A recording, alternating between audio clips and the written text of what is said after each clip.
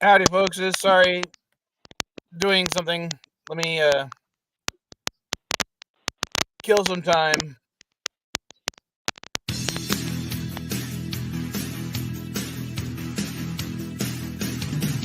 When you almost heard I'm a real nerd. People say I'm a fool, but they never got the news that I'm a wild one. Oh yeah, I'm a wild one. You better turn it up, better keep the channel dialed, cause you're watching Wild Mike and his real wild child. Oh yeah, I'm a wild one. You better turn it up, better keep the channel dialed, cause you're watching Wild Mike and his real wild child.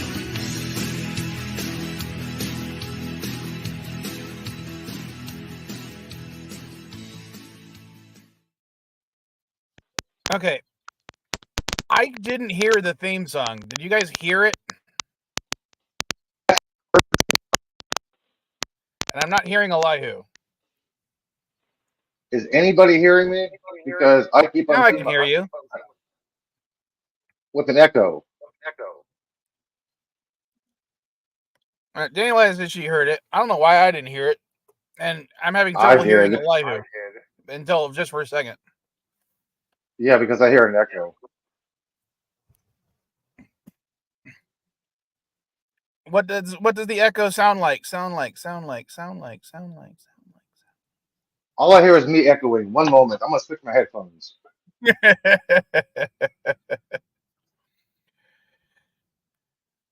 All right. Well, I'm trying to do something. Then I'll tell you about my interesting day so far. So let me try to fix this real quick.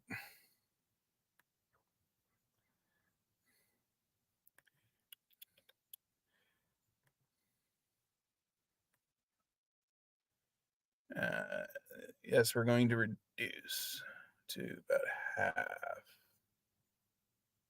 Okay. Nope, too much. Or too little.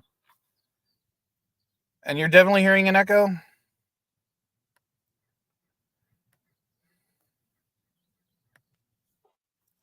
Okay, how's my sound coming out now?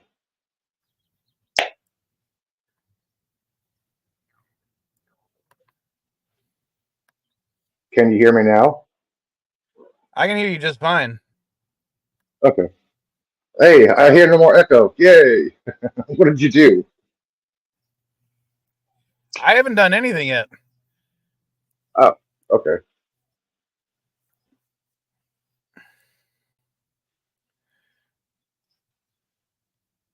All right, we'll see if this fixes anything. All right, sorry about that. I mean, like I said before, it's not a CNA stream unless something goes wrong.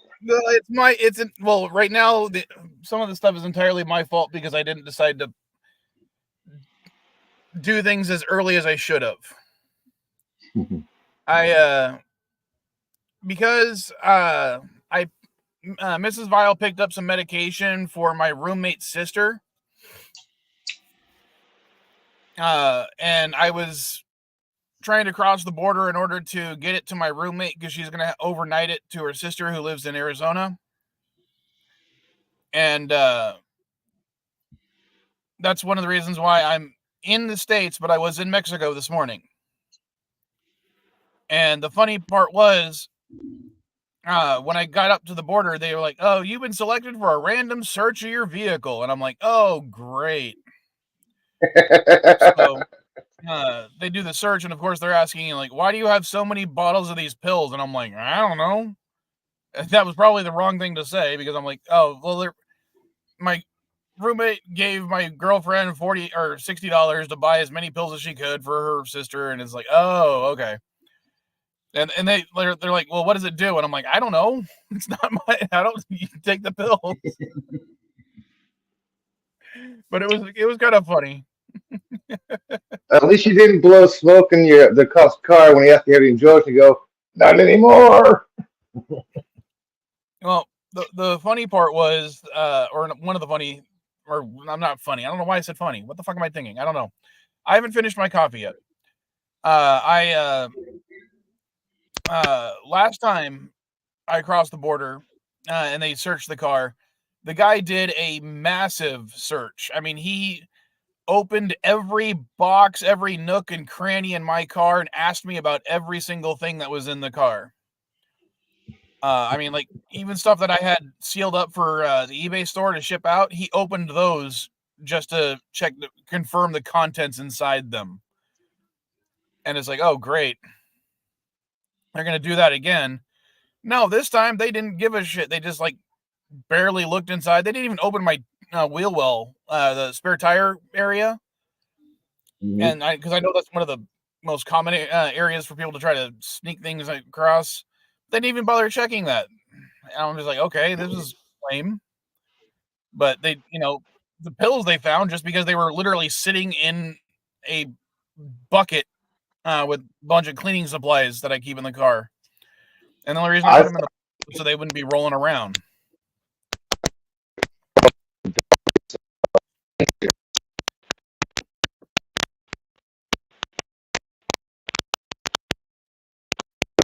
Did you say anything? Because I can't hear you now.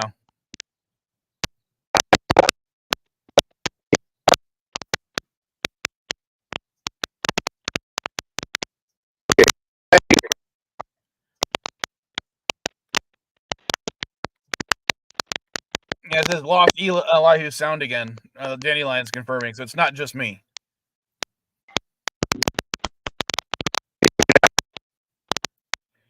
No, can't hear you. I can see the little things around your profile picture, but I can't see you. I can't hear you talking.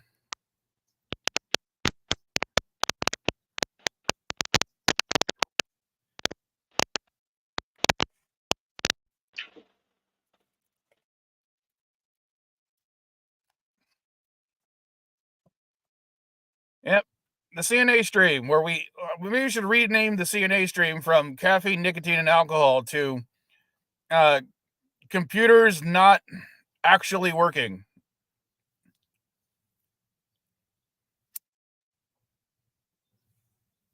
Yes, I realize it's CNAW.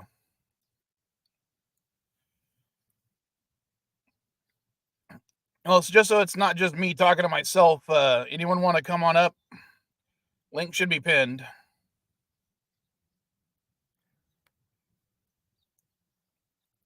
Rice Krispies on my end too, or on Elihu, just on Elihu's end?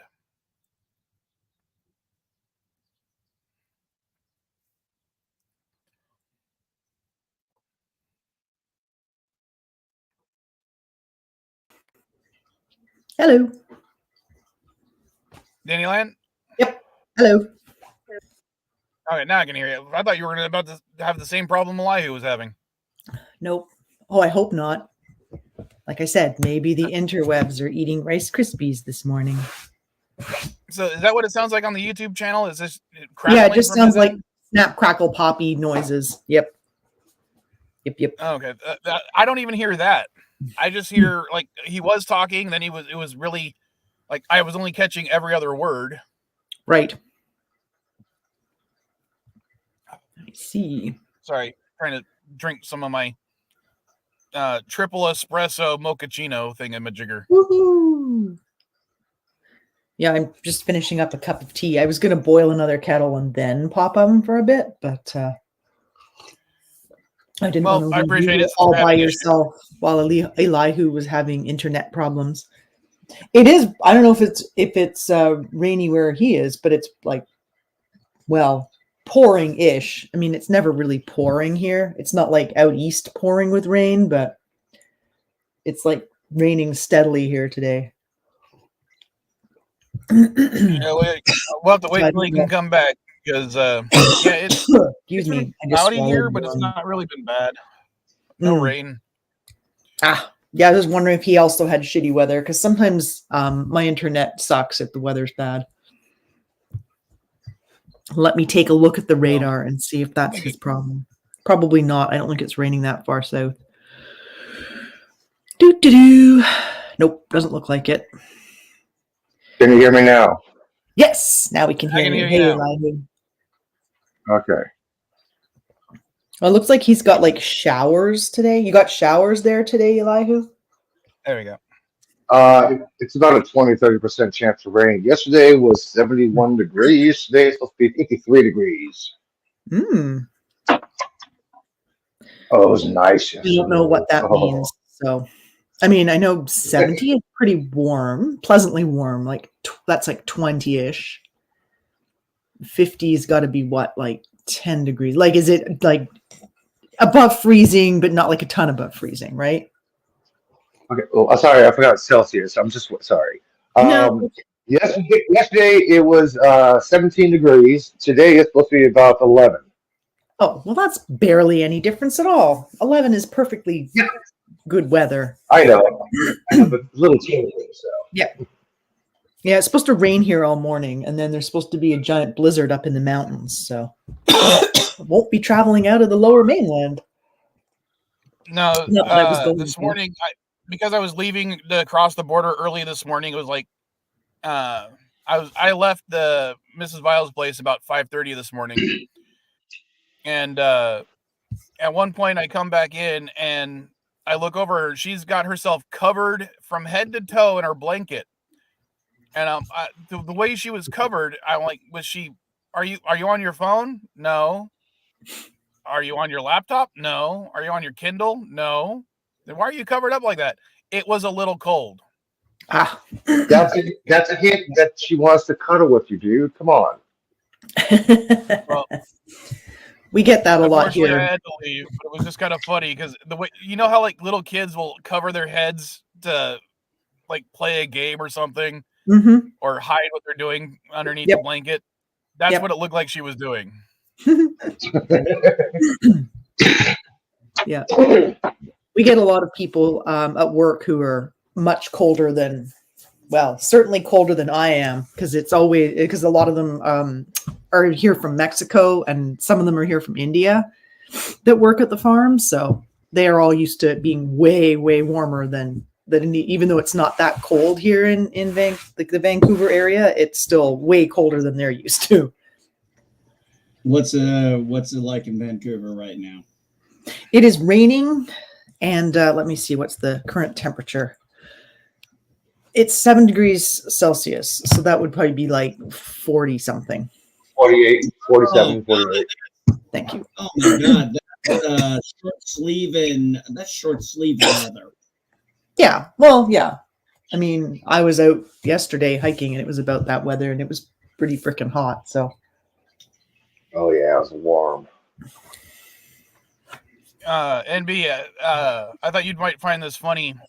The conservatives in the Mexican government basically have been using the same rhetoric as conservatives in the United States regarding people coming into their country from the United States. They're now saying stuff like,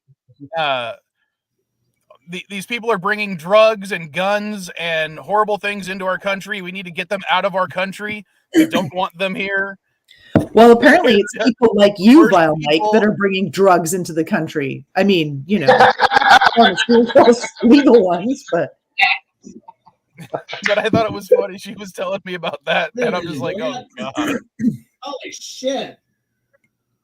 No, we'll take them here. Like, we'll take people here because nobody wants to work the kind of jobs those people work. Like, we couldn't get local people to work on our farms. The kind of hours, the kind of labor, there's no way. You mean they're lazy? No, nobody wants to do that work. It's not a lazy shit. It's not a laziness issue. It's like you can't pay me enough money to do this job. There's other jobs I could be doing. They're not lazy. They're doing jobs. They just don't want those jobs. So we get, Dandelion, my grandfather back in Texas used to get yelled at by certain people in that area because he would hire Mexicans and black people essentially to work his farm. Yep. And they would literally complain to him, say, hey, there's plenty of white people out here that could use a job. And he's like, well, if they're willing to work for the amount I'm paying, get here when I need them to get here, stay here as long as I need them to stay here. Yep. And, you know, do what I ask them to, then by all means, I'll hire them, but they're not willing to do the work for the amount I'm paying them. Yep. Nope, absolutely. that's And why I mean, hires there's, who we there's a hire. limit to how much like we can pay people. We pay people pretty good. Like even the people who are working here from like Mexico and India and stuff, we pay them good money, but we provide housing as well. But we, no local people will work for even that much. It's not laziness. There's other jobs that don't require, like even jobs that pay less, that just aren't as hard. Nobody wants to do that kind of hard work. It's hard work. Oh yeah, working the farm is not easy, I can tell you. Nope. And are you trying to talk NB, because we're having issues with microphones apparently today? Mm-hmm. No, I wasn't saying anything. I've got some family and friends who've been texting me today. It's been rather interesting. My cousin and I was talking with one of my best friends and his, I guess soon to be ex-wife, who's also a good friend of mine. I've known them both for like 20 plus years. Geez, I'm going to have to turn on. I got to turn off Facebook because everybody's too many notifications. See, this is exactly why I don't have notifications on my phone. Yeah, I don't have Facebook. No, I just don't have notifications. I don't have Facebook or notifications. It's weird. I've got my cousin Ian, and then I've got my good friend Mikey, and then I've got his soon-to-be ex-wife, another friend of mine, Elizabeth, who I call Squeaker. And I'm probably the only person who still calls her that. But that was a nickname I gave her 20 years ago because one time she got tickled and she started squeaking, and I just started calling her Squeaker from there on out. No, I wasn't the one who tickled her, by the way. She was just a friend of mine. That's okay. I'm super ticklish myself. Actually, and I also make an inadvertent weird noises when I'm being tickled. Yeah, then I punch. So, I don't really recommend it, but I am not ticklish. It was so funny about, I don't know, a few months back, I put my hands around my wife and she just did this little jump. I'm like, what do you think I'm going to do? Tickle you? She goes, well, maybe. I'm like, I haven't tickled you in 5 years. And you're still jumping with that? Because she if is you're ticklish, it's like you can't help it. It's inadvertent. Apparently so. The ticklishness is real, man. You don't understand. You going to hike today, Dandelion? No, I went yesterday. Ah, how far did you go? Yesterday, because I knew it was going to pour with rain today, and although I will hike in the rain, if I have the option to not hike in the rain, I'm going to take it. No, today I'm actually going to work on getting some stuff up on my Etsy shop. I dyed yarn last weekend, and I want to get the items posted. What'd you do? Yep. Tuesday or Wednesday, Dandelion, Tuesday or Wednesday, I'm going to be trying to take a picture of the corpse flower for you. Ooh, cool. Very cool. Yeah, it's supposed to be blooming sometime this week. And that's an occasion where I'm glad we don't have smell-o-vision. I know. I'm not looking forward to that part. I remember in the 90s and 2000s, I think they were trying to make that a thing. That's a terrible idea. Yeah, it was called like vision or something. Aroma Vision and movie theaters. Yeah, you had popcorn. Yeah, bullet. Yeah. Yeah, But, see, yeah. I just don't know. I just don't want. I have a really, really sensitive sense of smell. Like I can smell things when other people can't smell them, and most of those like weird. Like if somebody walks past me and they've been using dryer sheets, I almost have an asthma attack. It's just disgusting. Then you do not want to go see David Copperfield live because he uses smell-o-vision in his productions. No. It wouldn't be the first time I've had to like leave an event because of the chemical odors are too strong. The one odor that affects me when it's the holiday season is artificial cinnamon smells. I cannot walk down. If I smell it, I got to go down another aisle. I mean, like I will literally gag from that smell. I cannot. Now, I love cinnamon and I can smell cinnamon naturally, but that artificial, Yep. Yeah, I can't handle it. Yeah, a lot of the artificial smells are just super gross.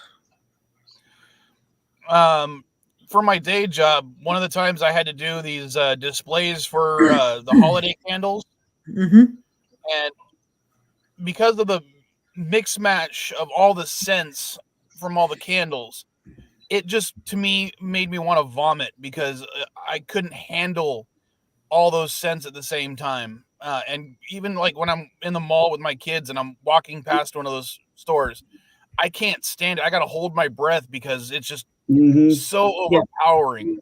I can't walk down the laundry aisle, like the chemical cleaning aisle. I can't even go down that aisle.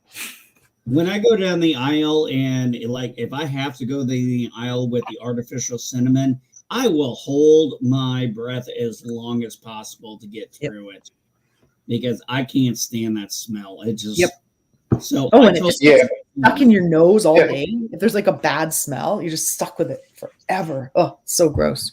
If I'm going to the mall and I need to go to the department store, I will literally go to the top floor to avoid the perfume when I walk into the main floor aisle. Yeah. I do not want to smell that shit. I do not want to get sprayed. I'll walk to the top. I'll go to the top level, then work my way down. Yep, that can be pretty bad too.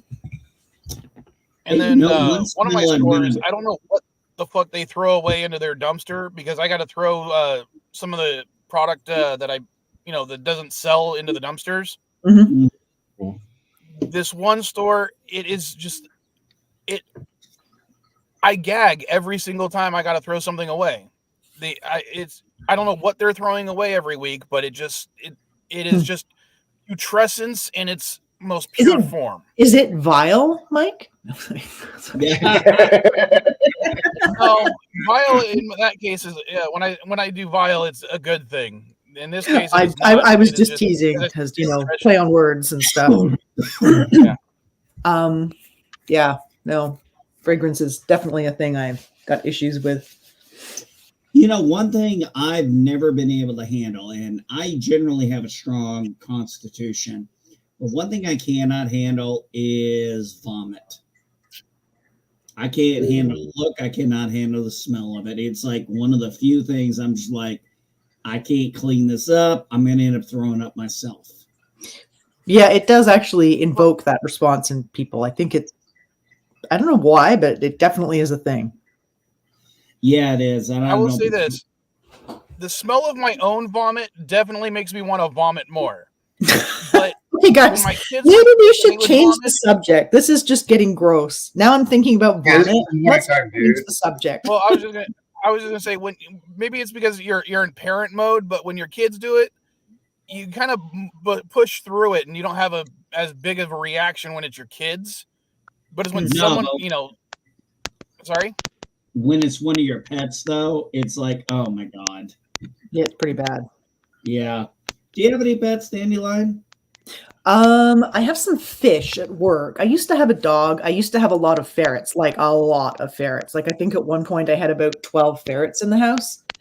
But I rent, so I don't have pets now. It's just too inconvenient to try and find a new place if you've got to deal with a pet situation.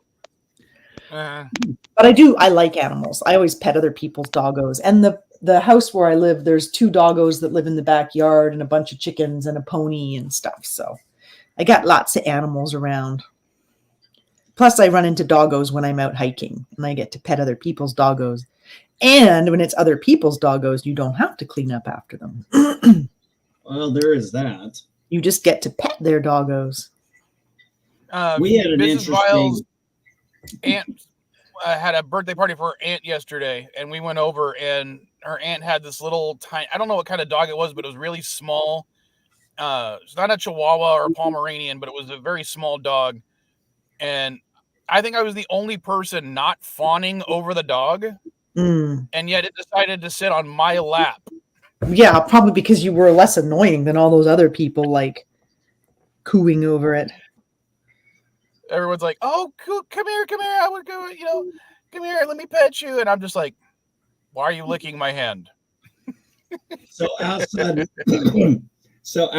my house, we have a tree house here that the previous owners had, and I'm eventually going to tear it down, but I'm not going to do it till after my cat passes away because that's more his like outside home. But I swear to God, it was so funny. Yesterday, an incident happened. Just like all of a sudden, I'm hearing. I'm like, oh shit! And I look out the window and I see my cat Mocha, and a cat that looks like my cat Caramel, but is my neighbor's cat. And apparently they were in there and they were just meowing at each other. I'm like, oh no, I'm not doing this. I don't need another cat fight again. And I walk out there and that cat runs off. And then my cat just runs up to me and goes, all right, pick me up and put me in the house.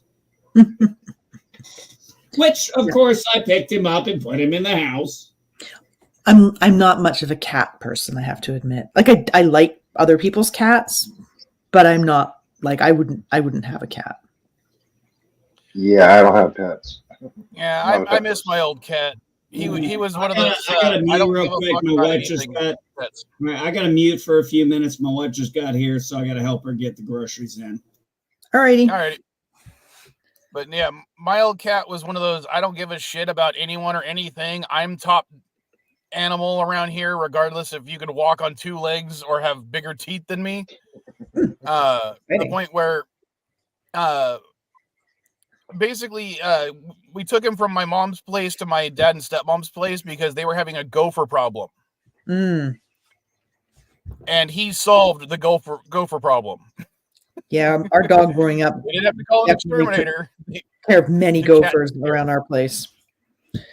But because my stepmom bred cats, and she, I guess she was a little bit guilty about that, or felt guilty about breeding cats.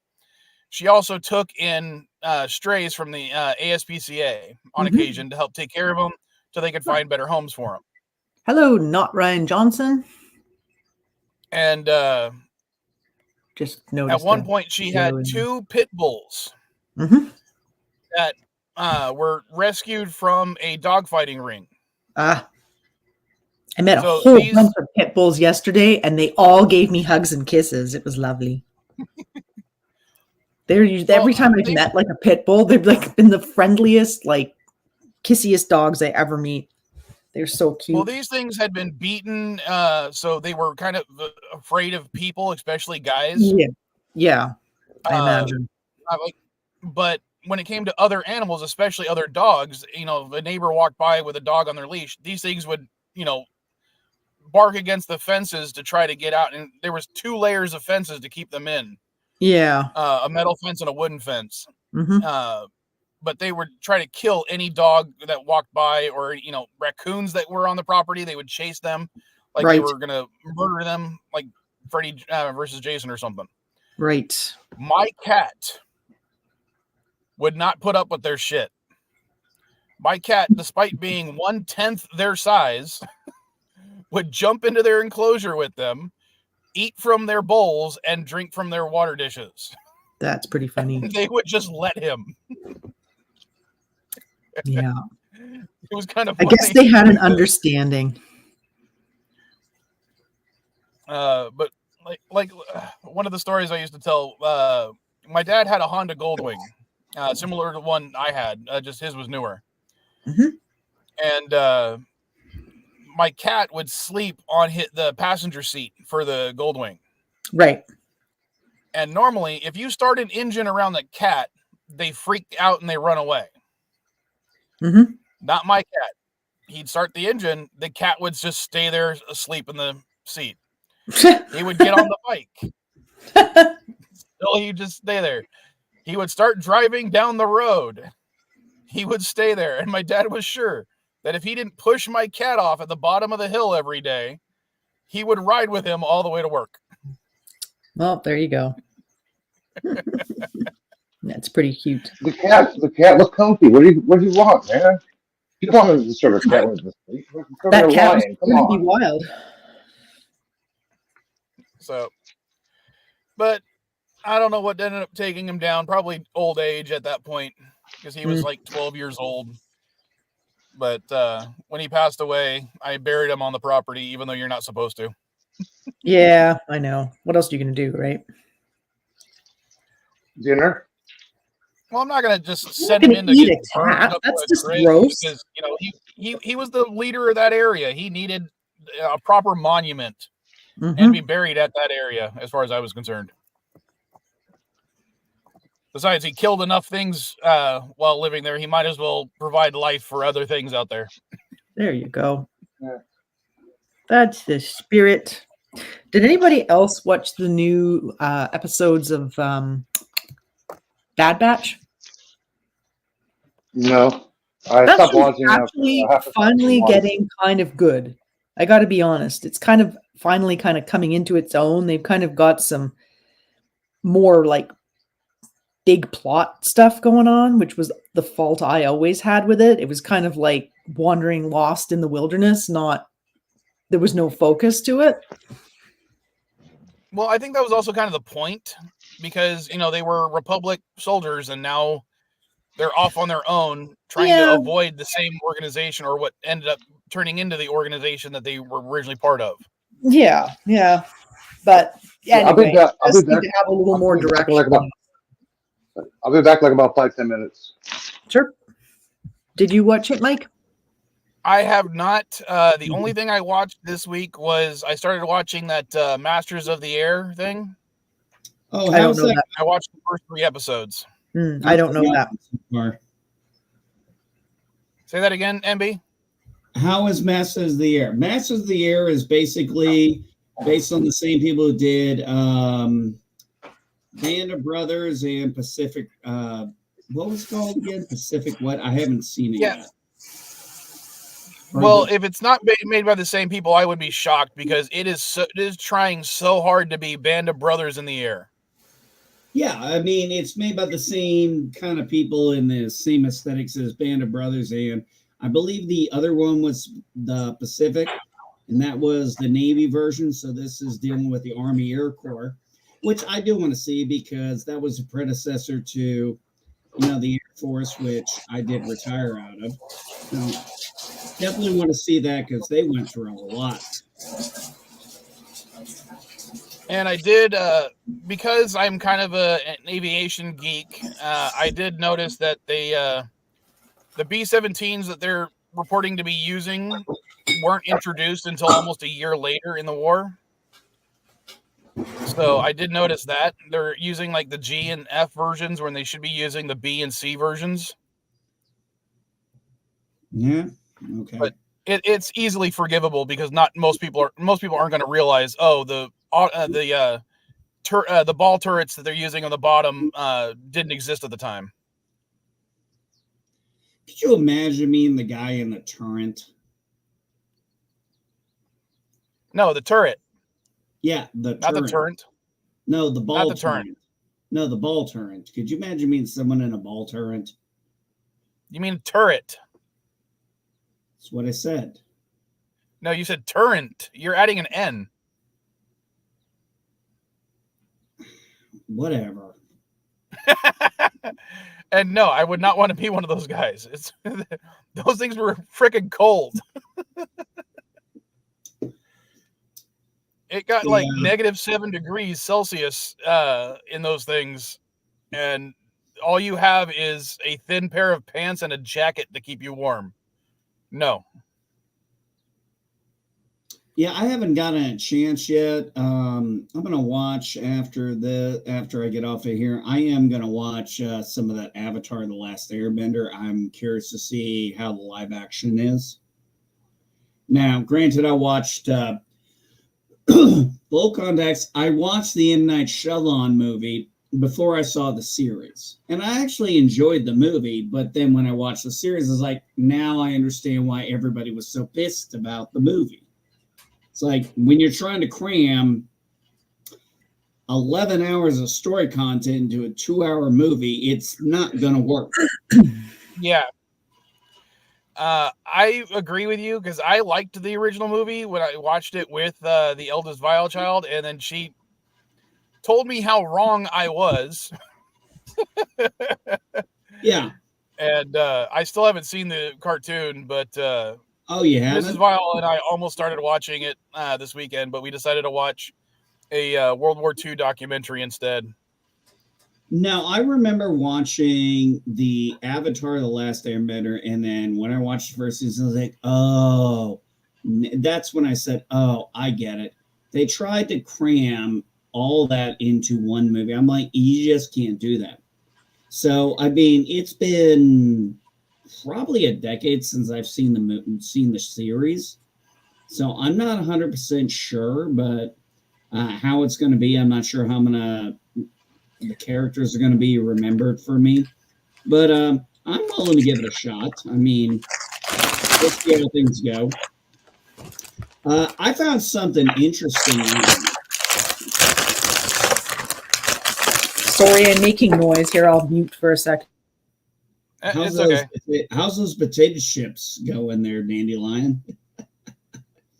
So I found something interesting out. I was watching a YouTube channel. I was watching, I think it's Yellow Jacket, and he had mentioned that Amazon is doing a couple of Spider-Verse kind of stories. One of them is going to be Spider-Man Noir, and one of them is going to be Silk.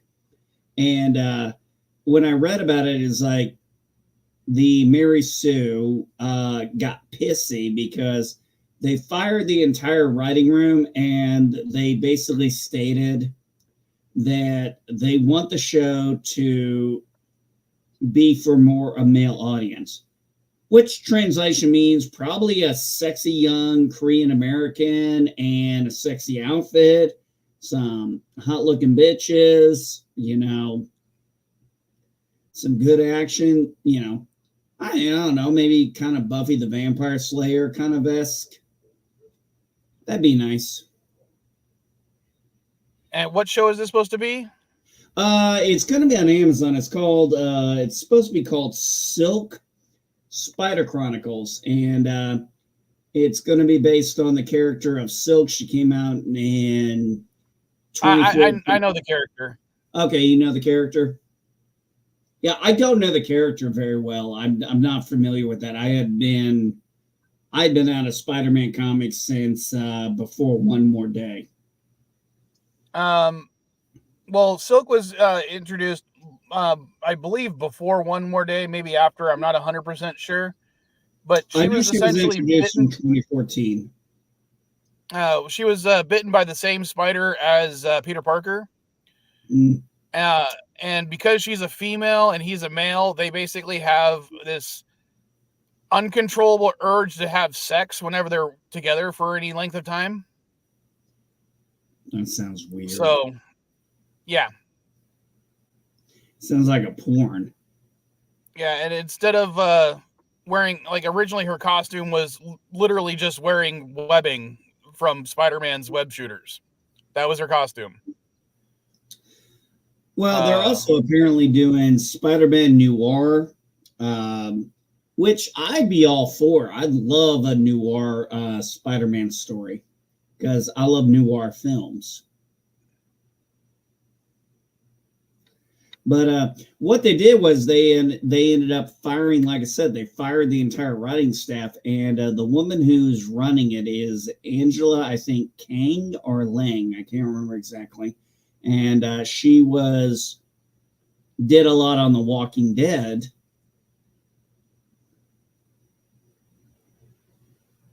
Damn, she looks hot. Yeah, that was her original costume. It looks like some BSMD stuff there. And no wonder she's saying sweet. But let's see, her current costume is more of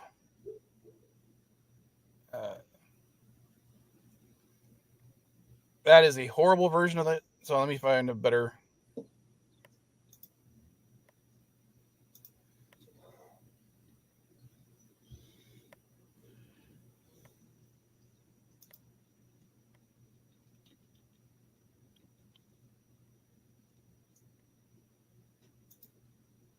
Why?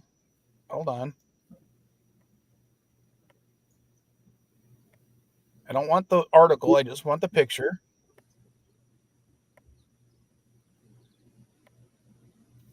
Okay. I don't know why certain websites do it that way. It's like you just want to open the picture, but it's opening the whole freaking article. I know, it's a pain in the ass. Yeah, I've seen that one. Okay. One of the interesting things I thought was so funny is the way the article went was, don't men have enough? What can't women have some nice? It's like, well, you had the Marvels. Look how that turned out. And do we really want to talk about Madam Web? Haven't seen Madam Web yet. I actually liked the Marvels. But I also liked the Marvels. Yeah, but here's the key thing about the Marvels. What I'm saying is, when it comes to that Madam Web, women didn't flock to see these, but they went and saw Barbie. The key thing is knowing your audience. And this, look, superhero movies a lot of times are catered to mostly males because we're the ones who, by the vast majority, buy comics, watch those kind of things. And there's nothing wrong with that. I mean, my wife likes different things. I like different things. We don't watch always the same stuff. I mean, in fact, when we find something we both like together, it's a real treat. I think part of the problem, from what I understand, I haven't seen Madame Web either, is if you're going to use a character that's doesn't have a lot of mainstream, like it's not that well known to like the general public, you have to make that plot in that movie amazing. Like it's got to be like spot on, because then the first weekend, some people go see it. They're like, I'm going to see it because it's a comic book movie. Because you want those people to say, it was amazing. The story was great. The visuals were amazing. And then everybody goes to see it later, right? Same thing like with Iron Man. Nobody knew that character, but they made a really good movie. So everybody went to see it, and then more people went to see it, right? It generated its own buzz by being awesome. You can't have like a very mediocre movie or plot with a lesser known character, I think. Well, let's say I will hold on. I'm going to say that I think the Marvels, and specifically every Marvel movie released in the last year and a half, maybe 2 years, is suffering from MCU fatigue. Mm-hmm. So you need to have, like you said, it has to have a really interesting plot or element to the plot to make it worth watching, like Werewolf by Night, Loki, Mm-hmm. WandaVision. Actually, I like Loki season. I very much like Loki season 2, by the way. I liked Loki in general. I thought that was a pretty fun. That was like a really interesting show because it's so like kind of contradictory in a sense. I know people had issues with Loki kind of falling in love with himself, but I don't know. I thought that was pretty like spot on for Loki. He kind of already is in love with himself. I agree. Falling in love with himself is perfect. Yeah, I thought, I agreed. I thought, no, this makes sense. Mm-hmm. It made sense. But I really liked how he was humbled at the end. He goes, I know the kind of God I need to be. Right. And then he did. I was like, that was, and I didn't watch it for a few weeks. My son watched it and he goes, Dad, you need to watch Loki season 2. Yeah. It's really good. Mm-hmm. And when my son recommends something to me, I mean, he's very matter of fact like me. And he's like, it was good. I was like, yes, it was actually pretty good. I thought it was better than the first season. I'm sorry so many people tapped out after the first season, but I think they missed the point that the first season built up to the second season. I enjoyed both seasons, to be honest. There was lots of like fun little things mixed in on that first season too. That, I mean, there was just so much they were just having so much fun with it. But to be honest, I recently saw Thor: Love and Thunder. I didn't hate that. Like, the bad guy wins, more or less. Yeah. Natalie Portman dies, so bonus points for that. I'm sorry, I'm not a huge fan of that character. My whole thing I kind of agree with you, but I like the fact that they handled it very similar to in the comic books, because she becomes Lady Thor essentially in the comic books as well. But it's also she's dying of cancer in there, so they didn't remove that aspect or They Sugar gave coated. her a reason to want the power. Essentially. Yeah. I think the whole. I actually thought watching Thor: Love and Thunder. Here's where I'm at with that one. I thought it was an okay coda for Thor's character, and answering a lot of questions and giving a satisfactory ending. But what the laughing like yaks or the screaming yaks, I was just like, oh, those are actually from the Norse mythology. I was screaming turned off goats. by that. I actually did find those. Those goats are from the comic book. Actually, they were a gift. There was actually Thor's goats in the comics, so that was actually accurate. Yeah, No, and they're actually from the Norse mythology as well. Well, I just thought they were annoying, but I did like how Natalie Portman's character made some of those like superhero quips, and everybody's just like, right, whatever. And but I did enjoy. I enjoyed the whole thing. I'll tell you what I did enjoy about the movie. The whole thing with Stormbreaker coming in and looking at Thor like, what? You know, the whole thing is this, and it's just like it just turns and looks at it. But I could not help but laugh my ass off. I was like, I know. that is so funny. And he's having this conversation with the axe. And remember, he gives it a beer. Right? Yeah. I thought those were great moments. Yeah. And well, he has such a relationship with his tools, right? So, I liked it too. I also like the ending of it primarily because it harkens back to the first Thor movie. When we have Loki finding out essentially, you know, that he's adopted, and he's actually the son of one of Odin's enemies. And one of the things that Thor shows that he is very much like his dad is he adopts the child of his enemy. Yeah. But instead of raising her in a way that like Odin did, he's open and honest about it. Yeah. He's trying to gave her follow in his dad's footsteps without Stormbreaker doing the same mistakes. And I thought that was great.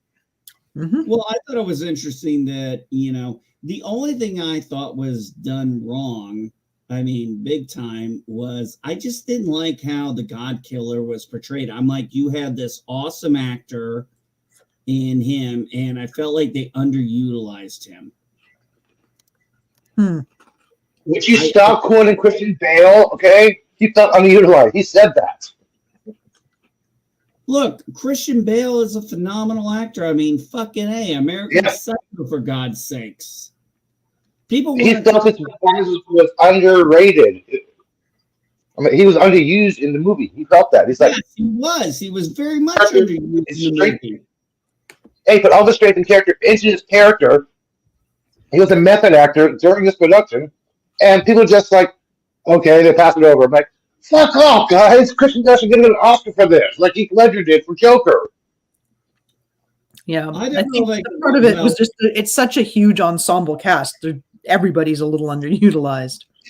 Well, I think one of the biggest problems with it was you had such a great actor like Christian Bale in this, but you know, he was going more the serious route, and the whole thing seemed to be more comical, and it just, to me, that was kind of one of the biggest issues because it didn't always feel, I was kind of like, okay, we're going from comical to serious. We're going from serious to comical. I'm like, the transition was a little bit of a problem for me. And I just felt like Christian Bale was, if they had done this more like a contemporary drama, I think Christian Bale could have really been shining like all hell in that versus making this kind of an action comedy, which is what I think it was.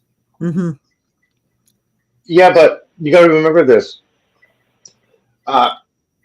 If his whole premise is to kill the gods, he had 3 chances to kill Thor and he just didn't even do it. What was that about? Well, he was kind of trying to pull a Thanos. He was trying to kill all the gods at once instead of doing it individually like he was doing before.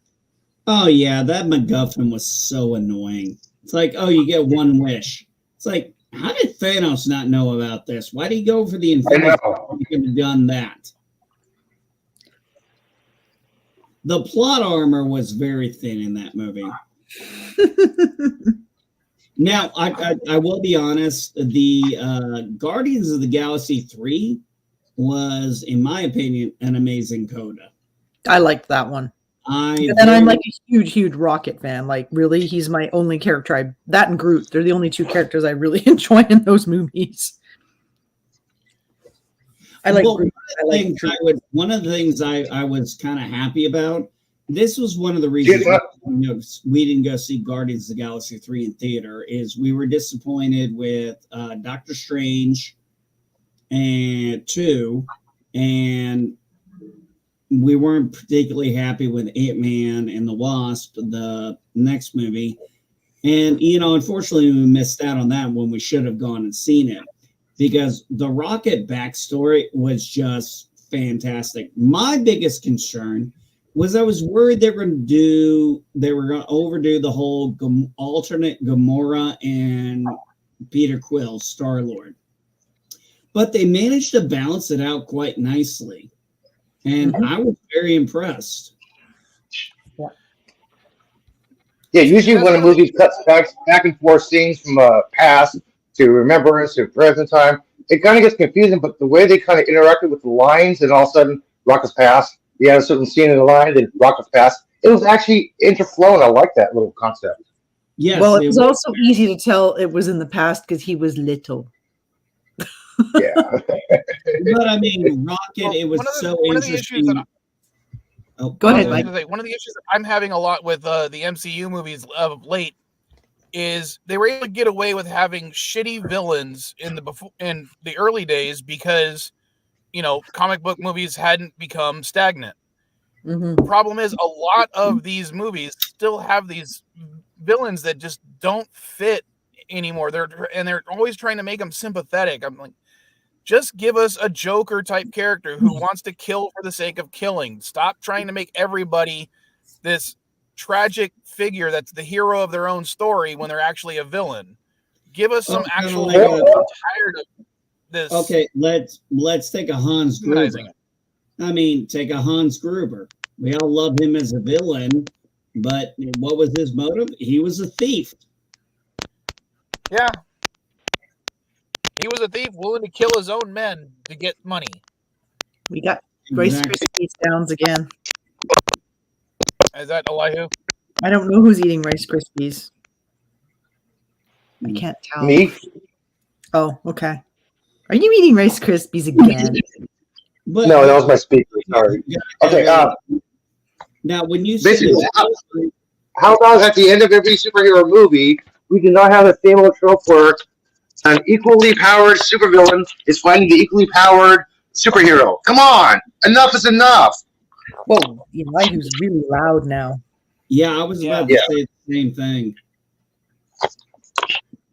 Well, let's go back to Christopher Reeve and who played Lex Luthor? Gene Hackman. Gene Hackman. Yes, Gene Hackman. Yeah, Hackman. Now let's look at that.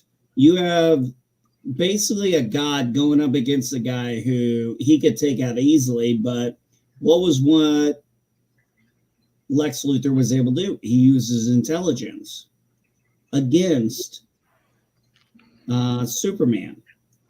I mean, very well. In fact, I thought I did personally. I think Gene Hackman played the best Lex Luthor, in my opinion. What you got to remember in the comics, Lex even referred to everybody has superpowers. His superpower is his intelligence. Because his power is his intelligence, and that was one of the things he was able to do. But also, he had, whether people want to admit this or not, he had a charisma about him. I mean, remember, he ran and won president. He was president in Superman's comics. Yeah, that's true. He was. I mean, even Smallville recognized that one.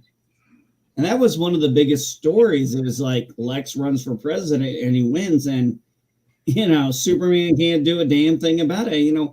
It was always amazing how he'd be like, I think it's funny you kind of bring that up though, because in the comic books, one of the things that Lex Luthor does at the time was to not well, one of the things he does is he literally gives away LexCorp to Talia al Ghul, or her sister, I can't remember which one, so that he wouldn't have, he wouldn't be making money as the president of the United States. He gives away his entire company so he could be, he's like, no, I just need to be president just so I can order Superman around. Oh, what was that?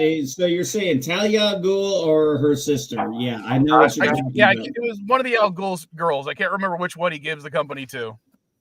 I always liked when Ra's al Ghul, and by the way, it's Ra's, not Roz.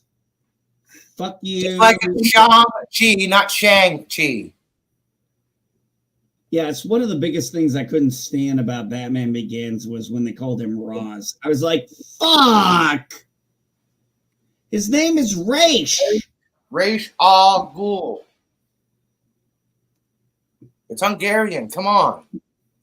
It's like, you got to call him Roz. I mean, at least Batman, the animated series, got it right. I was just kind of like, Ra's al Ghul. I'm like, dude, I want to fucking punch you. You're so misdoing his name. That being said, I think, what was it, Liam Neeson playing Ra's? I thought that was pretty good. But I did love that scene with Christian Bale in there. He's like, I don't have to kill you, but I don't have to save you. I was like, yeah, okay. That's Batman. That is Batman. It's like, I don't kill, but I don't have to save your ass. If a train killed you, you killed yourself, man, not me. Hey, bye. Sorry, I decided to look it up to figure out which one he was, and it was Talia, but that he gave it the company to. But apparently, in one of his recent stints in prison, Luthor signed over control of LexCorp to Superman without his knowledge and renamed it Supercorp. Jeez. That sounds like something Lex would Sorry. do. Well, I love exactly. it. That's funny as hell. I remember reading the first comic that brought in Ra's al Ghul, and he comes up and he's like, he knows who Batman is. He's literally the first guy to discover who Batman is. And it was just so funny because he shows up in the cave, after hurting Robin, Dick Grayson. And he's like, I know who you are, detective. And that's the way he always refers to him, as detective. It's always been his key thing, is referring to him as detective. And one of the only other times, see, this was the thing. This is one of the things that always bothered me. They did make Bane as smart as he was, because I remember during Nightfall when I read the comic, Bane got binos on, and he looks and he sees Bruce Wayne. He goes, "That's him."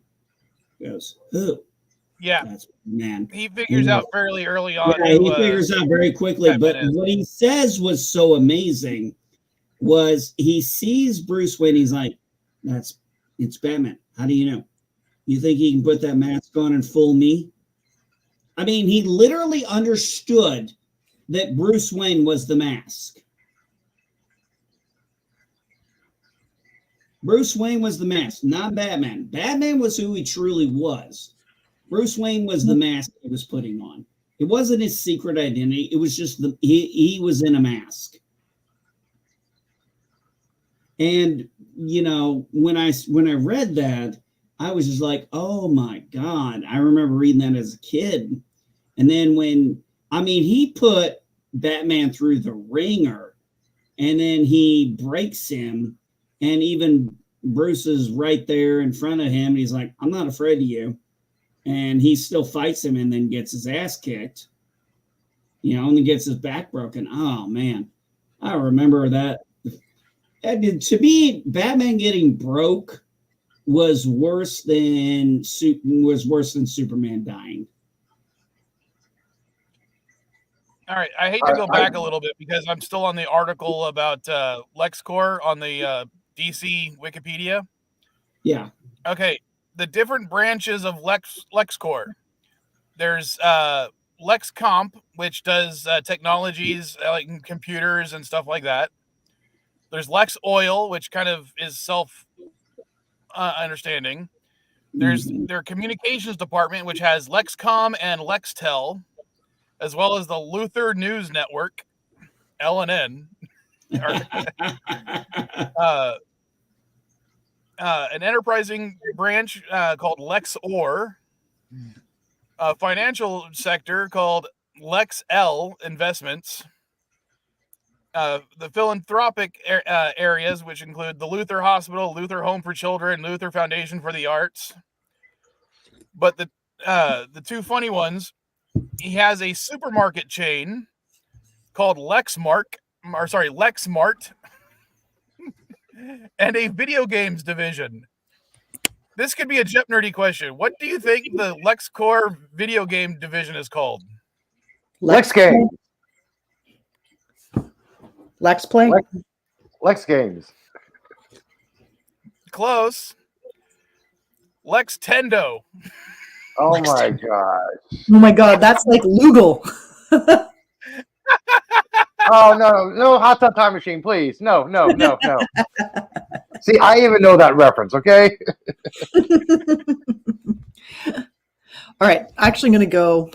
I got all that stuff I want to do today. And I have to tell my yarn to look pretty and smile for the camera. So and then I got to do a bunch of writings about them, and I got to cook for the week and all that good stuff. And all that jazz. Yes, exactly. All that jazz. But it's been a delight. You have plenty of people here to entertain you, Mike. Always good. Well, thanks for being here. Always a fun. Thanks for representing our nation's hat. You're welcome. Now we just need to know where the America's Wang representative is. Where's the Florida man? I'd just rather be the hat than the condom of the Americas. So yeah, I don't blame you. Later. All right. Later. Bye, folks. And you brought up the Star Trek cruise. Why? Is there something going on there, Elihu? Because I have no idea. I don't keep track of that kind of stuff. Yeah, somebody decided to have a Gorn costume, and they're the life of the ship. It's pretty funny clips.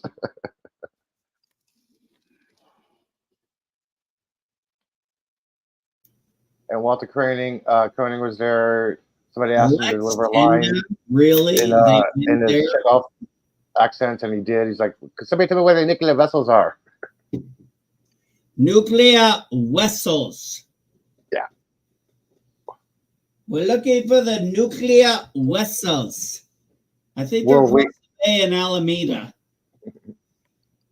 Yeah, Will Wheaton gave a quote-unquote heartwarming speech thanking Jonathan Frakes for being more of his dad than his actual dad. And his on-screen mom, Gates, for recommending the doctor for his mental health issues.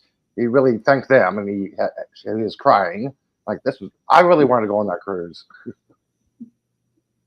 Connie Nelson was telling the story about how she was at San Diego Comic-Con.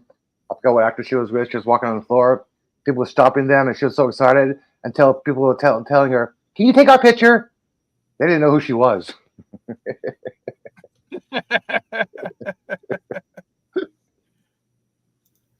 I'm hoping to make it to the Indy Comic-Con this year. It's 25 days away. There's a little Star Trek convention going on here in Birmingham next month. This is going on over in Indy. Oh, they've updated the. Oh shit, they've updated it. Yeah, okay, I calculated.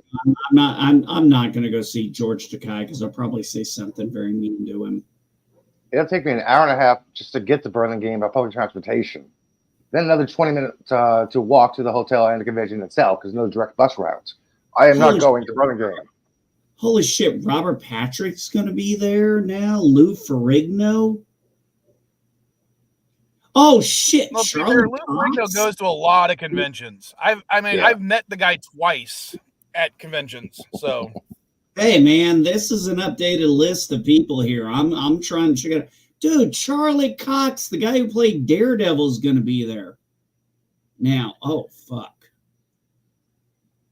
yeah, one of my Randy Quaid. celebrity meeting stories about Lou Ferrigno. The second time I ran into him, he of course, I mean, he did not recognize me. Of course, I mean, he meets thousands and thousands of people every year. But when I told him I'd met him before, he goes, "Oh, well, he acknowledges that that he doesn't remember, of course." But then he also starts telling me all about his ear problems. I mean, he talked to me like for a solid 10, 15 minutes about his ear problems. And I'm still like, because I was a teenager at the time. And I'm like, this is the fucking Hulk. I sat there raptured by him. Like, yes, please, sir, tell me more about how you have very little hearing in one of your ears. I am thrilled. Yeah, please, I love this. Yeah, he was also Hercules in all his Italian movies, right? I don't know about that. Yeah, these are the guests coming to Birmingham next month, dude. Oh, you gotta be kidding me. Dude, they're saying Hayden Christensen's going to be there now. Ethan Phillips, $40 for an autograph. Leasley? 80. Oh, God. John Leasley. How can you not? Oh, God, I'll have to stand in line for him, definitely. See, I was originally going to see John Rice Davis, Edward James Olmos, and Tom Welling, but now I'm seeing that, and Anthony Daniels. Now I'm like, holy shit. Fuck you, Will Wheaton. Shut up, Wesley. I mean, look how much. Just go to see if I can get them to do plugs for the eBay store. I got to go back, and now that I got the new computer, I got to redo the 3 celebrities I already have and get those back so I can play them during the live streams. Look at it, $75 for an autograph for Jerry, or $80 for a photo with John. Getting to meet William Shatner was obviously awesome. But I'll tell you what, when I got to meet the guy who played Juice from Sons of Anarchy, one of my favorite characters from that show, and I stood there, I said, hey, can you put something on there? And I knew I was going to screw it up. I said, can you put, just let me finish this pie? He goes, no, it's just let me finish my pie. I was like, damn it, I knew I was going to screw that up. But he wrote it on there for me. Awesome guy. I paid double so he'd sign my Sons of Anarchy Season 7 DVD set. But really nice guy, just some of these people are awesome. Jeez Louise, man, they really updated. I am not. Tony Todd is funny because he'll wander around the convention floor, right? People barely recognize him because he always has his sunglasses on and his hat. But when he's on the stage giving a speech, he's always basically head naked. But he'll walk around. If somebody spots him, he'll say hi, take a picture, get an autograph, and walk off without charging anything, right? I happened to spot him because I knew what he looked like with the sunglasses on. I tried to take a quick picture, and I got a blurry thing of him because he walked by really, really fast. I'm like, try to take what's scarier than this? Tony Todd messing up my picture trying to take him on the convention floor. He responded with like a whole bunch of laughing emojis. I think I met Tony Todd once. Now, funny dude. One person I do want to meet is Jodie Benson, who was the voice actor of Ariel for The Little Mermaid, which is my favorite Disney movie. I've made that very clear for a long time. But geez Louise, I was only planning on going for Friday. I might have to actually go for Saturday. If the convention's on Friday, Saturday, and Sunday, Saturday is a prime day. Friday is just like a 4 or 5 hour opening thing. Oh shit, Bruce Greenwald's gonna be there. And Sundays when things go on sale on the floor. So it's different things to go for different days. Friday you just want to go for the opening and get your shit right away. Saturday you want to do everything. Sunday you want to get discounts. That's how you look at conventions. Yeah, I would not want to see George Guy. I mean, I've already got him. He's like one of the few people I've got blocked on Twitter because I can't stand his shit. I can't stand Beltran. I'm glad he blocked me. Oh, Beltran blocked you? I'm so fucking glad he blocked me. Really? Chakotay blocked you, huh? Yeah, he was posting homophobic tweets. Well, X's and tweets. I asked him, "Are you homophobic? Can you answer yes or no?" He blocked me. Ugh. Lou Ferrigno. Oh my God. Seeing the Hulk. Dude. I asked him a question and he just blocked me. I'm like, okay, fine. I guess the answer is yes. I take that as a yes. Yeah. I don't think I've been blocked by anyone who is a Star Trek cast member, although I was surprised I didn't get blocked by Shatner once, because when he was doing the whole I'm not talking to reporters about this. What I can't remember what the exact thing was, but I did a meme of him, saying that line while on the bridge of the Enterprise B with all the reporters, and I was like, I'm probably going to get blocked for this, but he never did. I thought it was funny.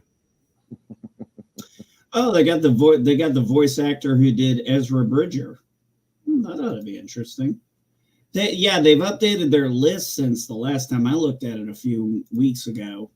So also, I've noticed nobody's been canceling either. So that's a good thing. Jeffrey Combs' autograph is $60. Days. I'm gonna need some money. Yeah, I want to get a photo with Frakes since he missed out on the Fan Expo a couple months ago here.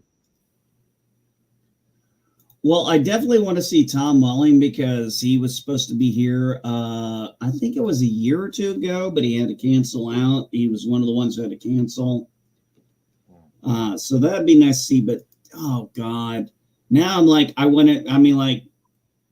James Olmos, I definitely want to see. Oh, today's his birthday, by the way. Edward James Olmos, today's his birthday. Today's his birthday, yes. Edward James Olmos. Yeah, you see, it's so interesting because when I think about it, I'd like to get, if I could think it's this week or next week. I don't want, I'd love him to do like, so say we all from Battlestar Galactica, but then I'm like, I remember him all the way back in Stand and Deliver, which is one of my favorite movies. That was a freaking awesome movie. So yeah, that is such an awesome movie. It is so well done. And it was so interesting when I realized, I was like, oh shit, this is Edward James Olmos. And it was one of his earlier roles, I believe. I mean, wasn't Stand and Deliver in the 1980s? Oh shit, I forgot when it was. It had Lou Diamond Phillips. I mean, it had Lou Diamond Phillips in it as a young man. Today is also Anson Mount's birthday. Yeah, well, he was great. I'm sure he's watching, so we'll say happy birthday to both of them. Hey, Star Trek actor. We know that they're absolutely watching this really tiny YouTube channel. Yes, they are. And let's see. So Felicity Day is also going to be there. I'm trying to think of what I remember her from. It's Supernatural. Apparently his first roles were in the mid 70s. So by 88, he was an established actor. Yeah. Just not, I mean, I didn't even realize, I probably would have recognized him if I watched it again, but he was in Blade Runner. He was? Yeah. No way. Well, I mean, I'm not a big fan of Blade Runner, so it's obvious why I don't remember that. I know Harrison Ford and Rutger Hauer were in that. Man, I would have loved to have met Rutger Hauer and just talk to him about doing Blind Fury. I love that movie of his. Blind Fury is one of the ones that I have on my hard drive right now. I like that movie. It's such a quintessential 80s movie. That butter knife ain't gonna stop no bullet. It was probably, I think, one of Rutger Hauer's best movies, in my opinion. And I always liked him as a B-list actor. I mean, he did some movies that,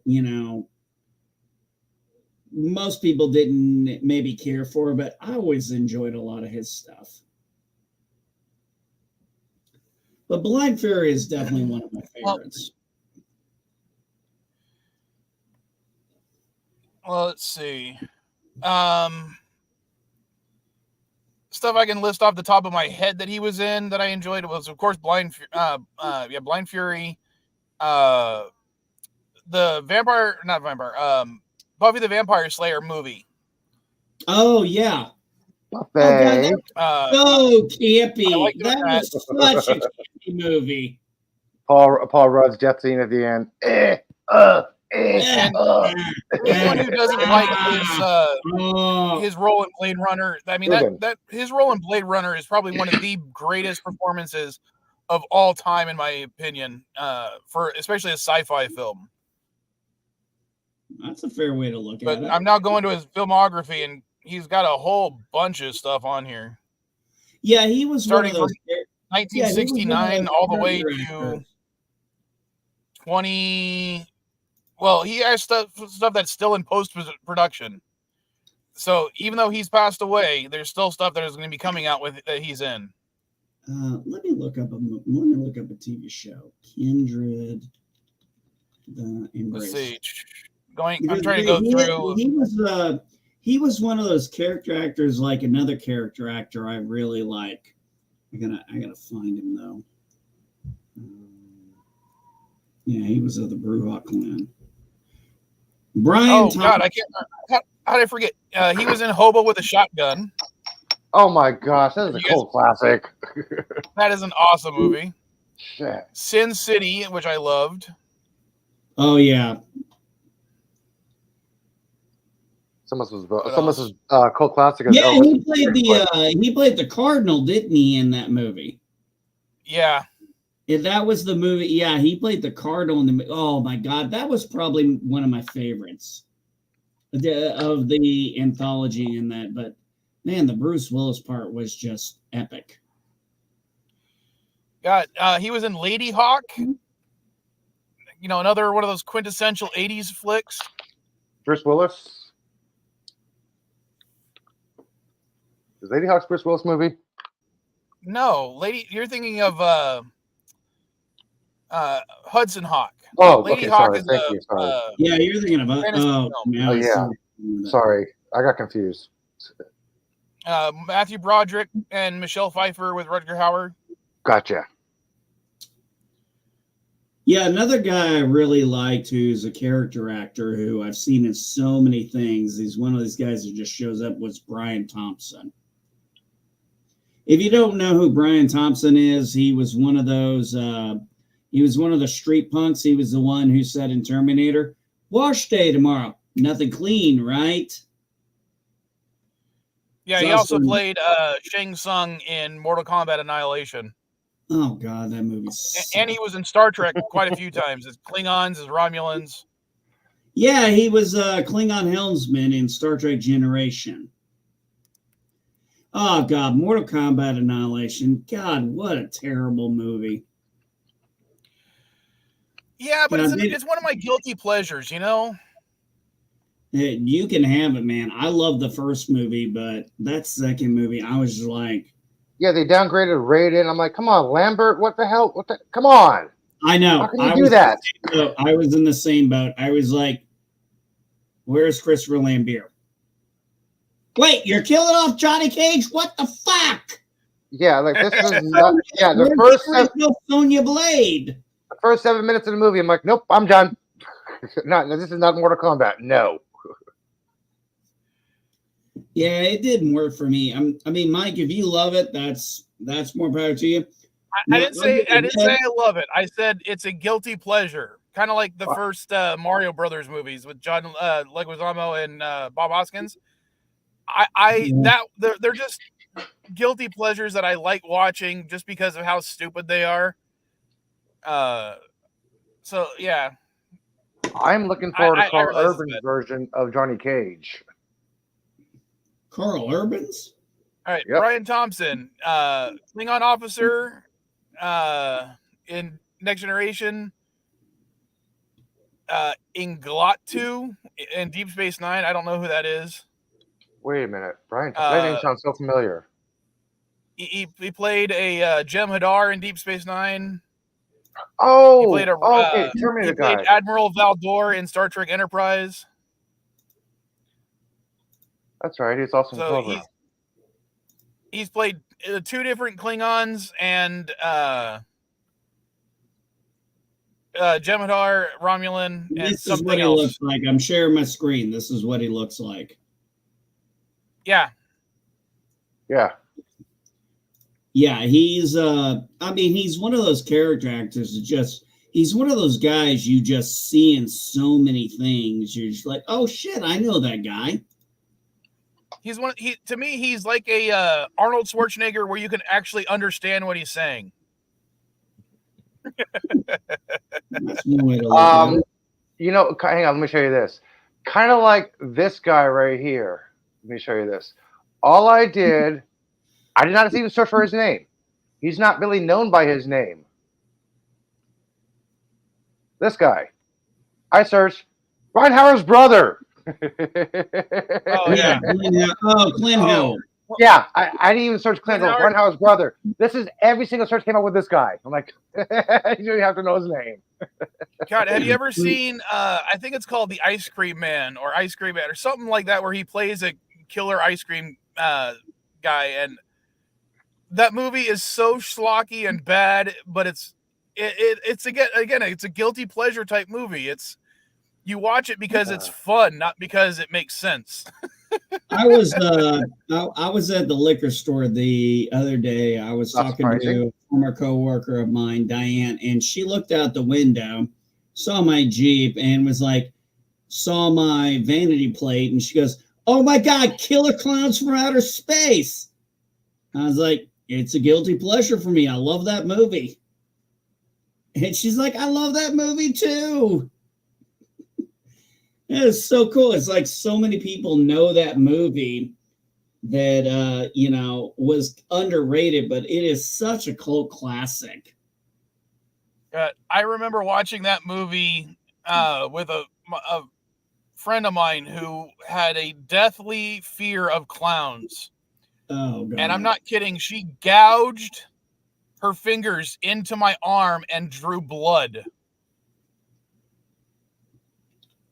What is an irrational fear of clowns called? See, I have acrophobia. Marriage. Fear. It's called marriage. Clowns. I've been married twice. Coulrophobia. Coulrophobia. Yeah, I'm glad you said that because I couldn't pronounce it. Coulrophobia. I just like, Coulrophobia. Yeah, an irrational fear. Apparently, a lot of people have that fear. I had no idea how people had such a fear of clowns.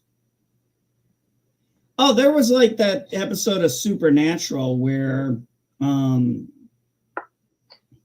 what's his name was always into serial killers, but it was like his Dean goes to his brother. He goes, "Oh, that's right. You love reading about serial killers, but you have a fear of clowns." And there was something about John Wayne Gacy.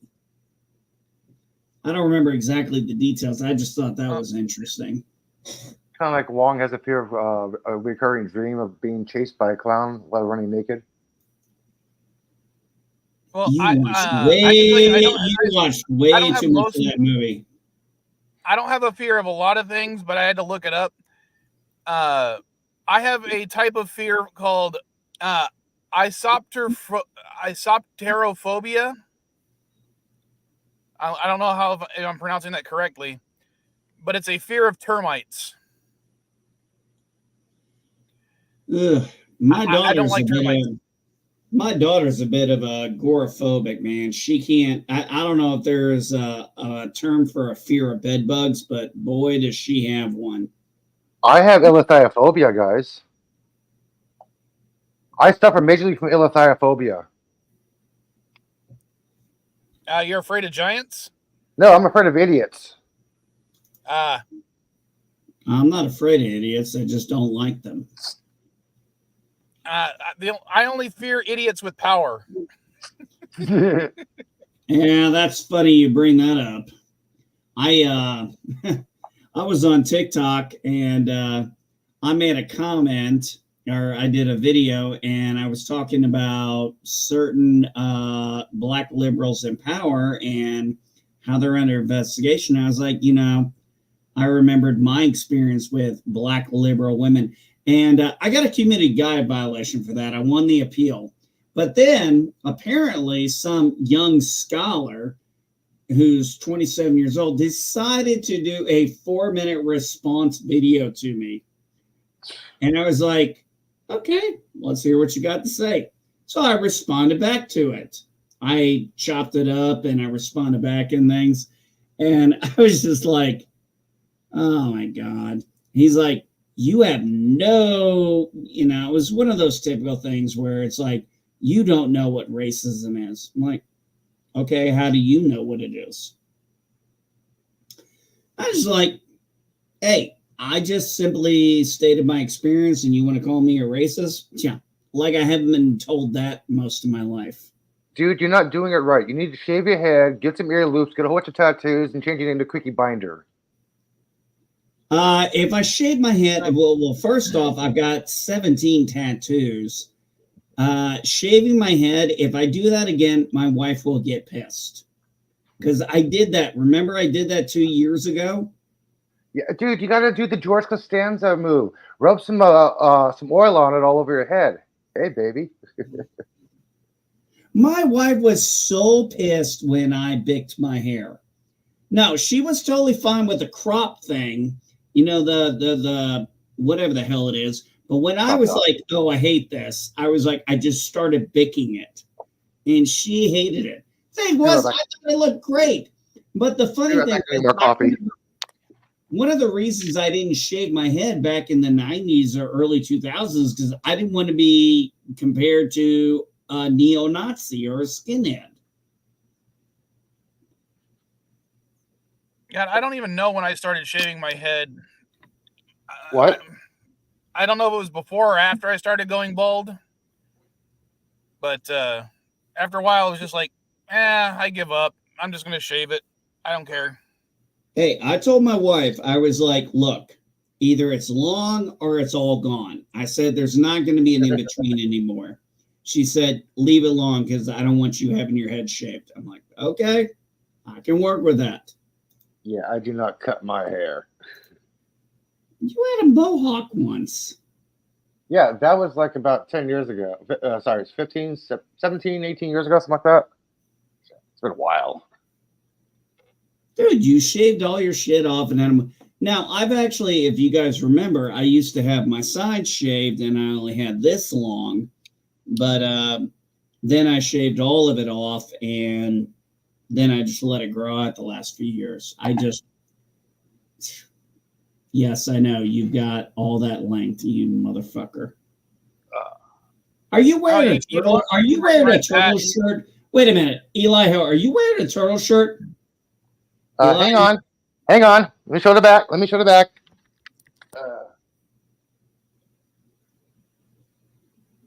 You got the size. Eli. Full shell, man. It's a full shell shirt. I bought this. Look at my shirt, buddy. I bought this the other fucking day. I'm not wearing a turtle shirt, but I'm wearing green. Does that count? No, it's not well, it's not St. Patrick's Day yet, so I don't think it matters. Hey, this was $3. No, it was so funny. It was so funny. I went into Walmart to get something, and I saw the clearance section, and the shirt was $5, and they had it in my size, and I'm like, hey, yeah, you're going home with me, buddy. Hey, $3 at the thrift shop, okay? I looked at him like, nice. Oh, cool, Raphael. I put it on my shoulder. I'm like, Wait, there's a bat shell? Oh, nice. Turtles in a half shell, buddy. Turtle power. And of course, Turtle you power. notice which one I actually grabbed. It was Radical Raph. Oh, sorry, here's the R. Radical Raph, see? Raphael. Yeah. Has to do with the Oh, the attitude, size, man. like the size weren't a giveaway when you turned around. Well, One of the funny things, because I'm weird, when I played Magic the Gathering or Yu-Gi-Oh or Pokemon, just for shits and giggles, I always make a turtle deck. A deck where all my creatures are turtles. turtle, turtle, And turtle. lately, not lately, but when me and the eldest Vile child were playing with her friends, in order to give them a chance, sometimes I would play with the turtle deck because it was by far my weakest deck. But I always warn them, if I win, I'm playing a certain song. And when I would win with that deck, I would play Turtle Power from the original Teenage Mutant Ninja Turtles live action movie. TROTUE power. TRUTE. Oh, the half shell. They're the heroes for, and therefore, who could ask for more? I'm surprised you didn't play Vanilla Ice. Turtle, rap. No. No, Sorry. that was the second movie. That was Secret of the Use. Oh, sorry. That was Ninja Rap. Ninja Rap. Ninja Rap. That was Ninja Rap. TRUTLE power. TURTLE power. Teenage Mutant Ninja Turtles. Yeah. I love that song. God, I hadn't thought about that in forever. Casey But Jones. yeah, I warned them, if I win with the turtle deck, I'm playing the turtle rap, and they hated it because I would always do it. Yeah. Your lunch is done. My lunch is done. Thank you, honey. So one of the funny things I always loved about that first movie was when Casey Jones does, oh yeah, leftovers. And then my most favorite scene when after Shredder falls in and then Casey just goes, oops. I love that. I just love that scene. It's like, you just straight up murdered the guy. Oops. Oops. It's like literally we're watching a PG-13 movie. We're watching a PG movie and you just, oh God, where did our hosts go? Elihu, take control. I was smoking. What do you want me to do about it? I'm drinking. I'm going to leave in a few minutes and have my lunch. Look at this little goofy head. You really want this goofy head to take control? Do you want me taking control? Are you out of your fucking mind? I don't know who's more Malkavian, you or me. I think we're about equally crazy. According to the psychiatrist from the mental institution I escaped from, yeah, I am a little nuts. Well, the 12 voices in my head keep telling me I'm crazy. I keep telling them they're fucked up, but, they don't want to listen. I know. I get along with me, but myself can be a real asshole. I know. Tell me about it. It's like, dude, just shut up and let me think. Stop talking to me. It's okay to talk to yourself, just as long as you do not involve a third party. Oh, by the way, we forgot. Hi, Bob. Hi, Bob. I really hope the next season that we see the way Positive Canner said it. That would really be cool if what's her name becomes the president. Oh yeah, that would. Yeah, Danny. That would really be cool. That would really be cool. Hey, Mike, what happened, buddy? You guys started roboting, and since it was both of you, I figured it was my end, so I reloaded the page, and it suddenly was saying that couldn't connect to StreamYards. Well, we were talking a little bit about For All Mankind, and I agree with what Positive Candor said. I'd like to see Danny Poole as the next president in the next season. Yeah, America really into PP. She is. Well, remember I asked it because it was going to be around the 2012 timeframe, if I'm not mistaken. So that's when Obama was president. So I'm kind of like, well, who are they gonna do for that? And then he mentioned Danny Poole. I'm like, well, yeah, that would work. I mean, we already had President Ellen. yeah, Ellen. Oh God, I miss her.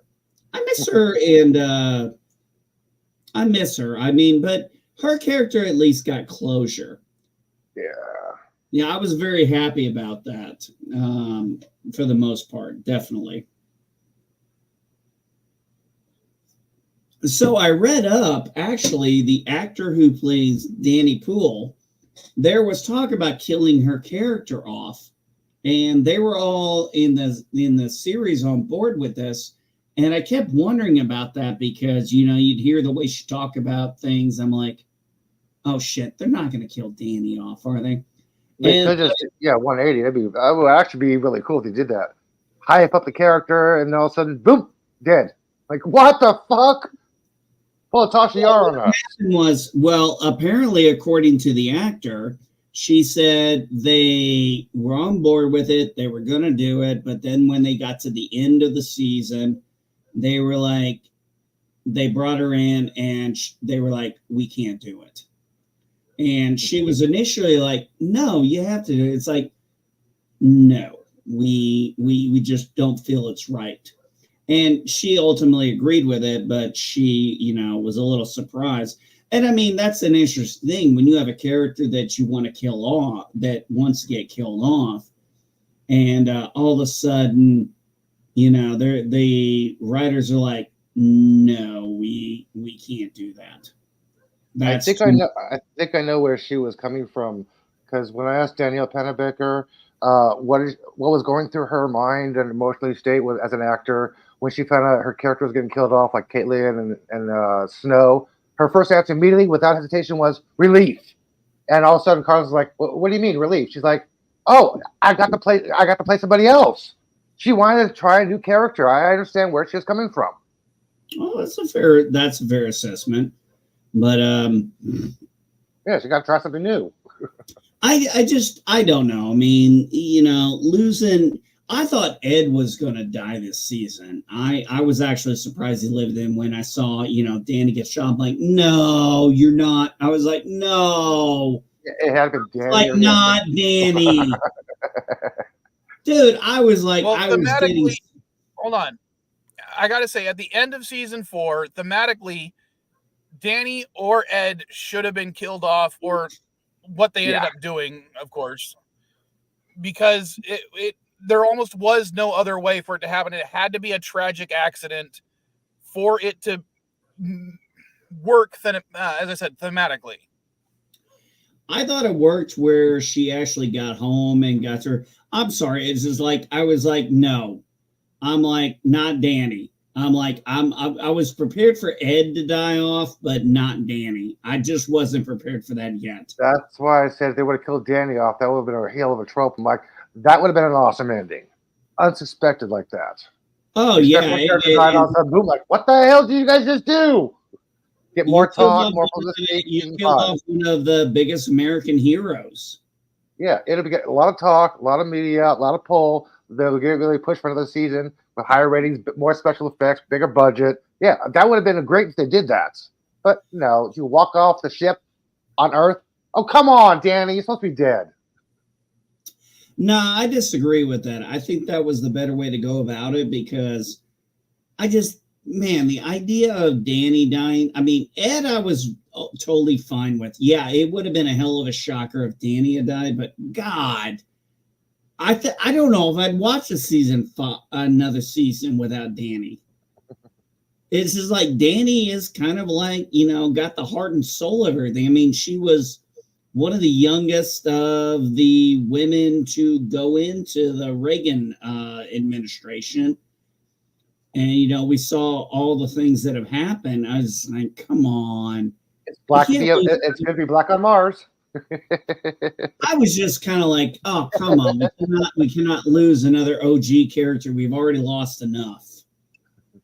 I just felt like, you know, with everything Danny had been through between what happened on the moon, what happened on Mars the first time, and then afterwards, I was like, come on. She got asked to be. She got begged to go back to Mars. She was retired. She was done with it.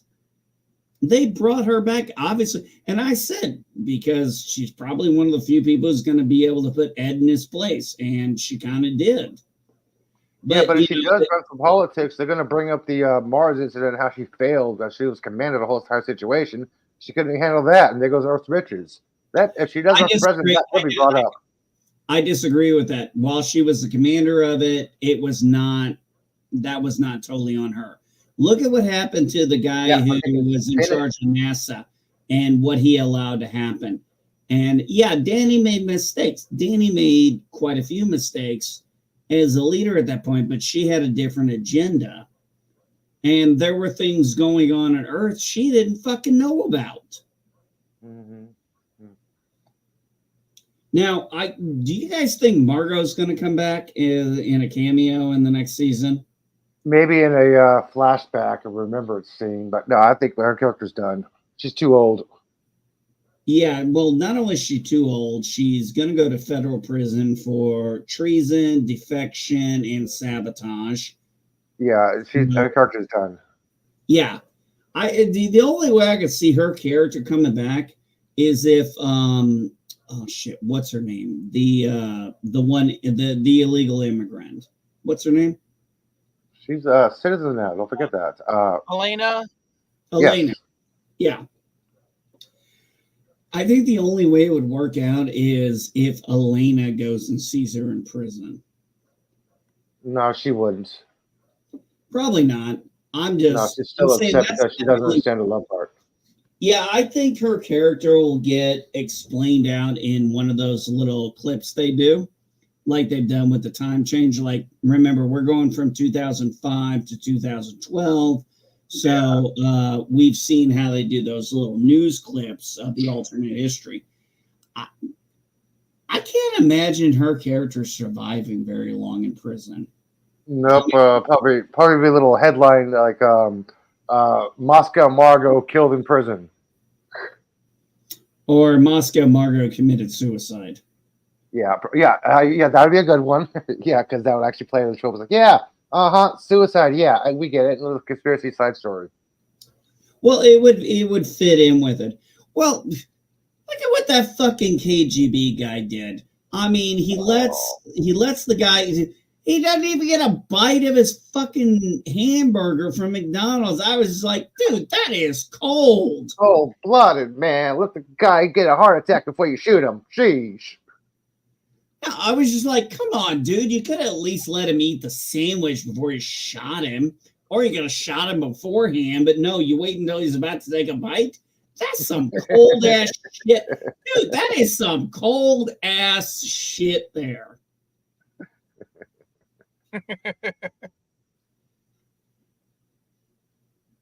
I know you're it's a sad moment, but the way you're talking about it has made me laugh. Well, yeah, it's a sad moment, but it's like I said, it was just kind of, I was like, you didn't even let him finish the sandwich. You didn't even let him take a bite. It's like he's about to take a bite and you shoot him in the head, and you're going to try and play that as a suicide. How does that fucking work out? How am I supposed to buy that this is a suicide? Oh, he unwraps the Big Mac. He's about to take a bite and suddenly blows his head off. I was like, what kind of KGB agent are you? Obviously, one doesn't know how Americans are. Very sadistical one, that's why. Well, I mean, one of the biggest things was Margot, she was already screwed, and she took the blame for what her prodigy did, because they worked on that. And I'm kind of interested to see how this mining operation is going to work with it being on Mars. Well, you got to know what Deborah said. It's going to be profitable for Mars itself, which means more profit, more exploration, more people, more money. So everything's going to be focused on Mars now instead of the asteroid around Earth. Instead of Goldilocks. Yeah. Well, one of the things, You what got was more the space. name? You got space tourism there. You got space investment. Yeah, he was right. Everything needs to be exploration, and this is the start of it. It may be greedy, but it's the start of it. Which you can see with the huge, at the ending scene, all that huge money operation and little buildings around. Like this is not mining operation. These are buildings. These hotels, housing for the workers. But then you see the space. You see ships around. Okay, you got space tourism. What is this showing? Oh, okay. These Yeah, are the real and fictional spacecraft for all mankind. It's a whole chart this guy made. that's awesome. I love their landing pods. I do enjoy their He's got landing real world pods. ones here, including the ISS Skylab up there, Mir. Mir, yeah.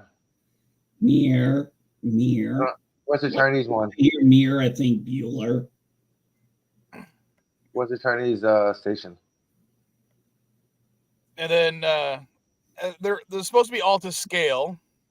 Buck Rogers. He's got the Moonraker shuttle here, Buck Rogers, the Farscape 1 module, the Armageddon shuttles, Deep Impact, Space 1999, 2001, 2010, Iron Sky. Wow. Have you guys Oh, seen Iron Angelina- Sky? If you haven't, go Angelina watch it. Jolie. What is all An- about. I've never heard of Angelina- Iron Sky. Angelina Jolie with an eye patch. No. That's Sky Captain. Iron Oh, Sky sorry. is Nazis on the moon. Oh, that one. Oh shit. Sorry. They even include the Star Trek ones. You got the Ares module. You got Friendship 1. You got the Expanse. What What is there Rocinante there? Yep. Oh, there's a Sorry, which ones? Rocinante. Yeah, it's right there near the bottom. Yeah, look at that beautiful ship, the Rocinante. Beautiful ship. Avatar.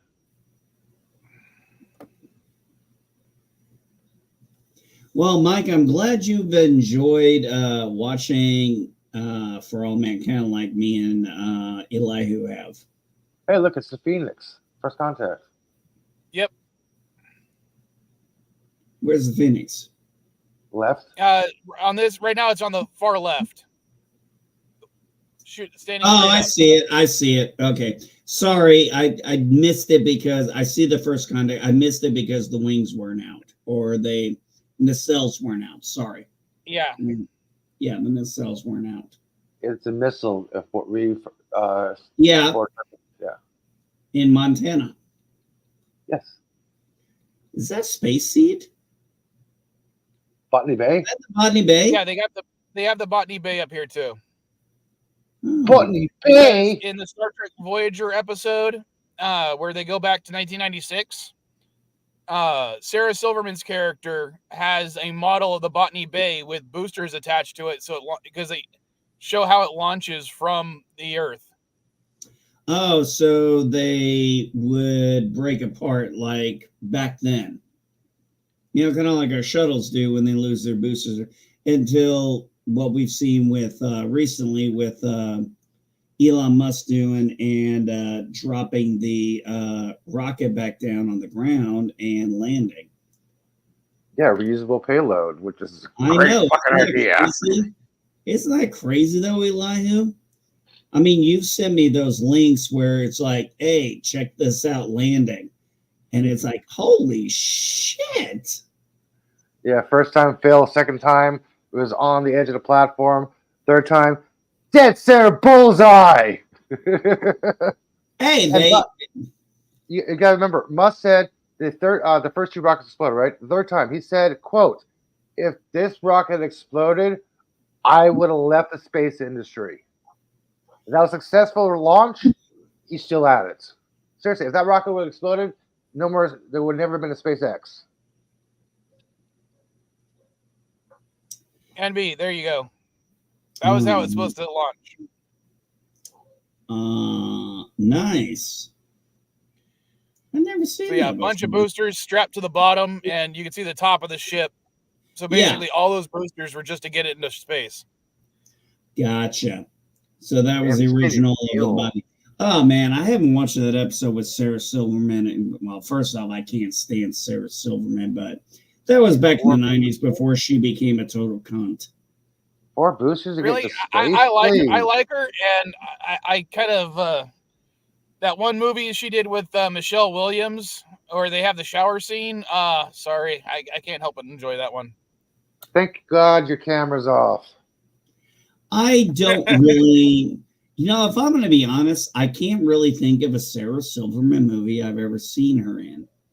I've seen her in TV shows and I've seen her comedy, and I'm sorry, she is terrible at comedy, in my opinion. But that's neither here nor there. Well, I'm gonna check her filmography real quick. Yeah, I need some movies. I'm about to leave in about a few minutes because I'm going to eat my lunch. I'll I probably already end have up my donut. noon in a couple minutes anyway. I already had my donut. I'm good. You didn't get your Danish shit, Lehu? I did. That's why I went. That's why I said I'll be back like 5-10 minutes. I went to a different donut shop because the price is a block away. It went up like $3 for a donut now. I'm like, no, I'll go 2 blocks for a $1.10 donut. Let's see some of the movies that she's been in that I like. Something About Mary, Heartbreakers, Evolution. I don't like Evolution, it, but I very much School of like. Rock, Bad Santa. Bad Santa's good. Of course, she was in Futurama, The Muppets, Wreck-It Ralph, A Million Ways to Die in the West. She was funny in that one. I'm sorry. Yeah, I've never seen A Million Ways to Die in the West. Yeah. Oh, dude, the ice. You have to watch it just for the ice. You know what I'm talking about, Mike, right? Yes. Yeah. If anything else, just for the ice. And of course, 2 episodes of Star Trek Voyager, but I think that's the only Star Trek she's done. I think so too. Yeah, I think she only did that 2-parter when they went back in time to the 90s. I don't know if you guys saw in the group meme there. I thought it was so funny because it came out as like, you two look like you're villains from a MacGyver episode. And then the response was, you look like Miami Vice characters. And I was looking at their outfits and I was like, yeah, that fits.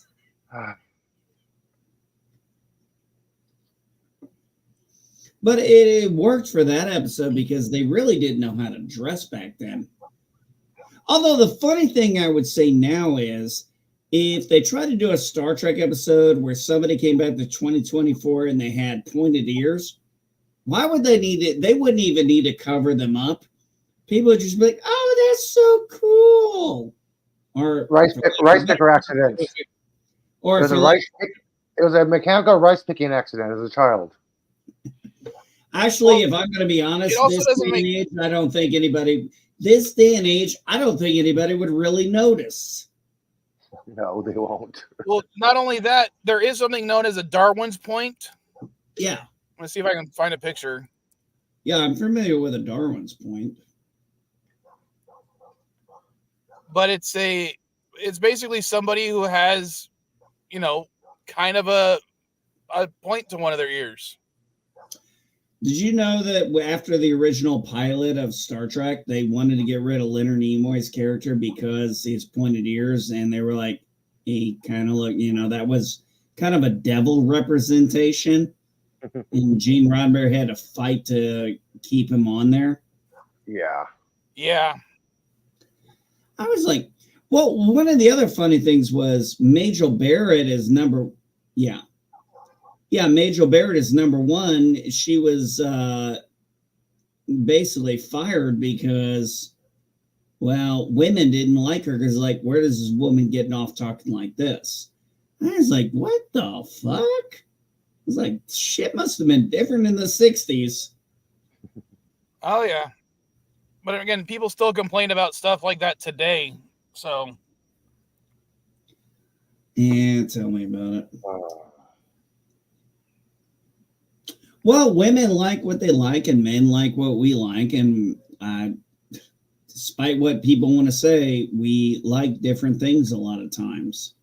Now, sometimes we find things that we like together, but a lot of times we have different tastes in different movies, music. It's just really, I mean, Mike, you've been with Mrs. Vile for how long now?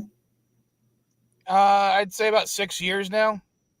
Yeah, so is your guys' taste in music and movies always the same, or is it a bit different? Definitely not. Well, I know there's a culture difference with you being American, her being Mexican, but that's the simple thing. We have different tastes. You just happen to have a little bit more of that. For an instance, she likes the Beatles. I don't like the Beatles. I like a I couple don't other like songs, Beatles. but I don't like everything. She likes almost everything they make. You're either a Beatles fan or an Elvis fan. You can't be both. I'm not. Well, you can't be like either. Pulp Fiction? Like Pulp Fiction? Come on. No, I love Pulp Fiction. I'm saying you can be neither, because I'm not a huge Elvis fan either. There's, again, a couple of songs I like of his, but I don't like a majority of his work. Well, when it comes to music, when people are like, "What are you a fan of?" I'm like, "What do you mean?" Yeah, I'm like, I just, when I hear people say they listen to everything, and I'm kind of like, okay, that's a generic answer. When I say I like things, I'm like, look, I like hard rock, I like heavy metal, I like I like rock from the 80s. Now, I don't like pop music past the 1980s. I don't like country past, for the most part, past 2015, because it got what I call too poppy. I like jazz a little bit, but that's mainly when I'm relaxing. But I can't say I'm like a diehard fan of any band or any, like those people who know everything about a band or know everything about an artist. And I'm like, no, yeah. I don't know that. I don't, I liked watching VH1 Behind the Music back in the day, getting some of the backstory, but I just never committed myself to that kind of thing. I'm sorry, I had a life. When somebody asks me what kind of music I like, my answer is K-pop, rap, anything modern country that is not on my playlist. What else you want to know? Yeah, that's how I simplify my questions. I wonder how that Bob Marley movie did. I don't know. It's on my queue to watch. I don't know. One Love? Yeah, I heard about it. Hey, how you doing, Mikey? He's high. Mikey's high when he's not high. Colorado. Stop by before I end the stream. He's a mile high guy. Speaking of which one? What song should I end the stream on? Oh, Bob Marley made $101 million. Sorry, I was just checking. Oh, nice. Yeah, it made more money than Madam Web and was in less theaters by like 500. I'd rather spend the afternoon hanging out with Ezra Miller than watch Madam Web again. Ouch. He says he's a Las Vegas guy now. Oh, yeah. You want that? No, I know it. Well, I know he's in Vegas. I know why, too. I forgot you were a Flatlander. I'm not a huge fan of Vegas. Once you have a guy put his hand on your shoulder and insinuate that if you don't leave the table, he's going to break your legs, you don't really like that town anymore. That's Reno. Yeah, that sounds more like Reno. Yeah. I'm with Elihu on that one. That sounds more like Reno. Yeah, that's why I don't go to Reno, man. I was playing at Circus. Oh. Still sounds like Reno. You might as well have been in Reno at that point. Yeah. What'd you do? Were you Card County? Card County is not illegal, but frowned upon. I can easily card count when I'm playing blackjack. I mean, when I'm playing blackjack. Since I still haven't uploaded the new versions of the old ones, Which one should I play? Sunshine, Life Forms, Prison Song, Opera, or Blue Skies? Elihu, okay, Elihu says Blue Skies. All right, so I want to, yeah.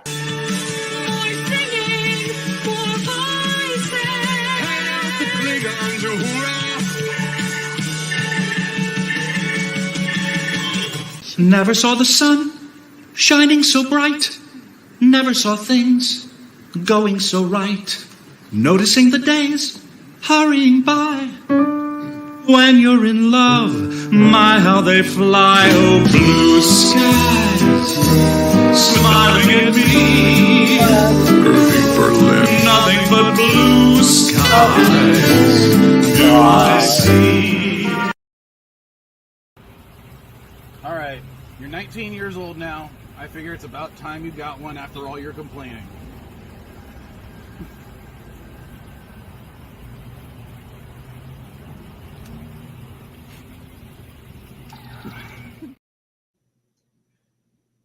I still don't know why. I'm not getting the sound when I'm playing them. Hopefully you guys got the sound. Yeah, well, we're getting the sound loud and clear, unfortunately.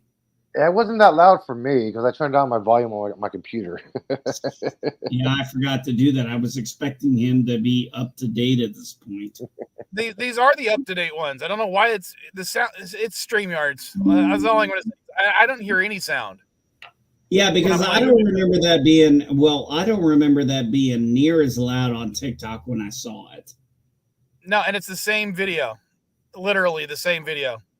It wasn't that loud to me. It was like perfect level. Unlike All right. the first. Well, I'll see you. I'll see you guys next week. I might do a Jep Nerdy this week. I don't know. It depends on if Caddy finishes the thing that she said she was going to finish. Oh yeah. But I got this 9 board ready to go. All right. Sounds like a plan, buddy. Later, folks.